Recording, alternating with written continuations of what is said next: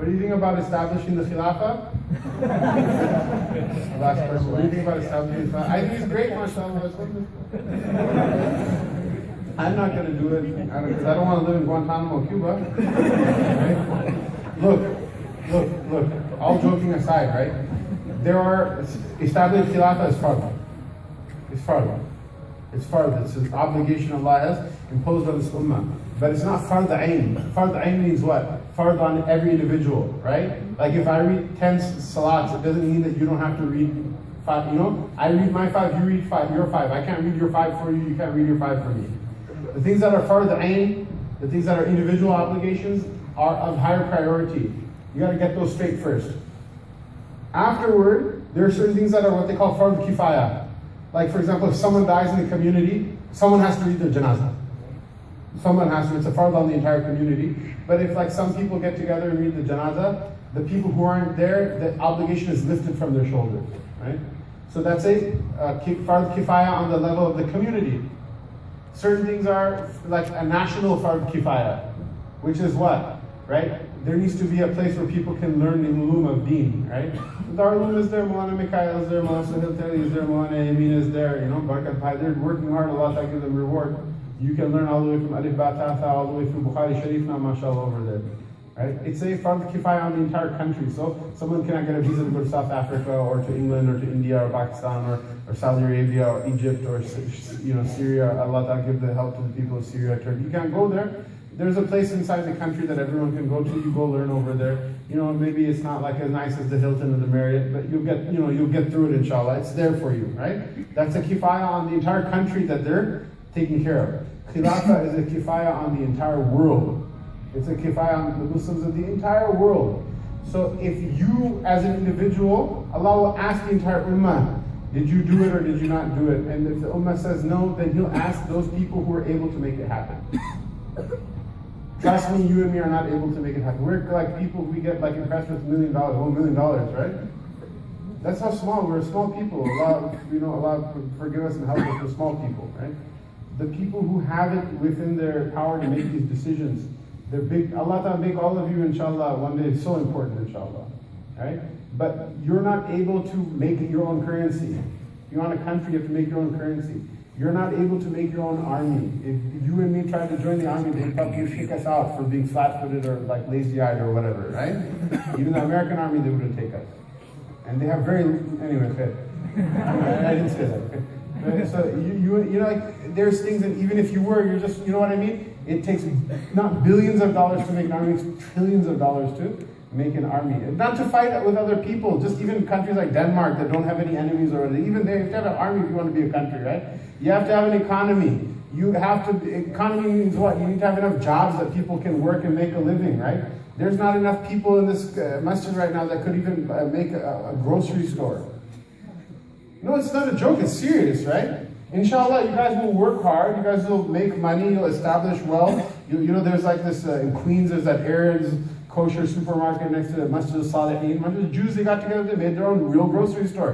When's the last time you went to a halal, like actual full-size grocery store? We don't even have the wherewithal to do that, right? Khilafah is a dream that if you're not able to make it, don't bend yourself out of shape or try to do something crazy or extreme in order to make it. Allah will not ask you about it. He'll ask the people who have the ability to make it. Trust me, there's Muslims in this world that have that much money, power, intelligence, etc. to do those things. Allah will ask everybody what they could do. What can you and I do? We can make dua. We can say that the Sharia, the sacred law Allah Ta'ala revealed on the heart of Nabi Sallallahu Alaihi Wasallam is better than any other law. We can say, we can practice it in our life as much as we're able to. A lot of people yell and scream about Sharia and Khilafah. I know, I can guarantee you they don't fast correctly, don't pray correctly. A lot of people, not all of them. There's many people. No, do you fix yourself? Make dua for that, right? If you ever have a chance to help in a productive way, not in a stupid way, in a productive way, right? So for example, stupid way is what? Some girl on the internet said, if you join ISIS, I'll marry you. I'm a nurse in Syria and I'm going to marry you. Trust me, no nurse in Syria wants to marry you, okay? No, you think it's a joke, it's real. All these cases that they have on CNN, so-and-so got arrested and taken to, whatever, and they make a big plot. Those are not plots. Those are just dumb kids that are like stuck, they're stuck in a fantasy world. They don't, spend time with the ulama. They don't have, they're not allowed to have a girlfriend. They're not allowed to have, their parents are not going to let them get married until they finish their master's degree. And all of a sudden this beautiful woman on Facebook is like, oh, come do this. And it's for the deen, so it's good. And I'll marry you if you do it. And it's not even haram, It's like, oh man, this sounds really good. Trust me, no Syrian nurse wants to marry you, okay? Right? That's a dream of something that you're not even prepared for. And they're not doing anything good anyway. Right? How do you make a khilafah? You're not going to make a khilafah by running to Syria and like joining like some sort of crazy rebel force that is like killing more Muslims than it's doing any good in the world. How are you going to make a khilafah? Khilafah needs to have a place to do business. Right? Make a Muslim-owned strip mall that's financed completely through riba-free financing. That's how you build a country, right? Make a Islamic school somewhere where they actually teach the secular sciences and they teach the knowledge of the deen properly, right? Many Islamic schools either one or the other, right? Do that. It's so difficult to do it. Make a good school that every year the kids that graduate from that school get into Harvard, get into Yale, get into Princeton, and they also know their deen down packed. They're father of the Quran, there's things like that. You want to make a khilafah, have an airline that serves halal food and doesn't serve alcohol, right?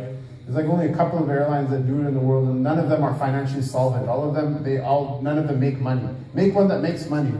Trust me, if you can make these systems work, kuffar will come and immigrate to your country. That's what used to happen in the Ottoman Empire. That's what happened with Khilafah Rashida. That's what happened with the Banu Umayyah, Banu Abbas. That's what happened with the Mamluks. That's what happened with Salahuddin Ayyubi.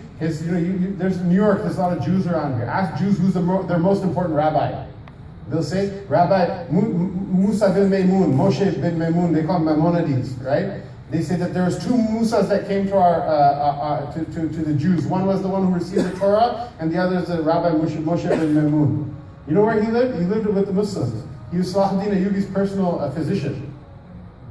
Right? He was Salahuddin's personal physician. Why? Because Salahuddin had a country that was like put together straight. It was a place they'll want to come also. They won't arrest you. They'll say, no, let's join it also.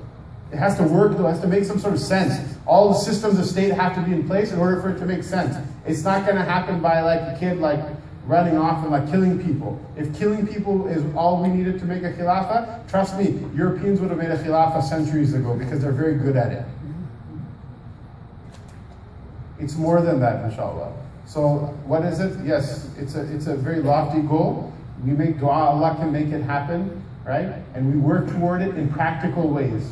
In practical ways, not by, I need to lose weight. There's one way that you cut back on your food consumption and increase your exercise. You'll lose 100 pounds after 2 years, right? And then there's another one, I have to lose weight, so I'm going to cut my leg off. Right? So make a practical goal out of it until we make dua. Anyone who denies the khilafah as part of the deen, that person has betrayed the Prophet ﷺ.